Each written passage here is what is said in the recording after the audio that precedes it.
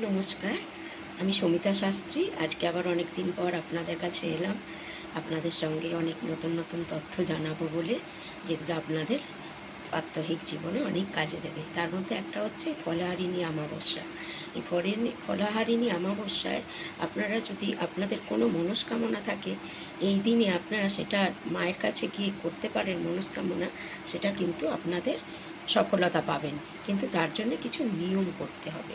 সেই নিয়মগুলো হচ্ছে যে আপনি এই দিনে ফল দেবেন। 5 রকমের মরশুমি যে ফলগুলো হয়, মা ভবতারিণীর কাছে বা মা আদ্যা মায়ের কাছে, মা কালীর কাছে আপনারা 5 রকমের ফল, ফুল, বেলপাতা, দীপ, ধূপ, দ্বীপ সব কিছু নিয়ে যাবেন। নিয়ে যাবার পর এবার আপনি যে ফলটা সবচেয়ে ভালোবাসেন সেই ফলটাই মাকে উৎসর্গ করবেন।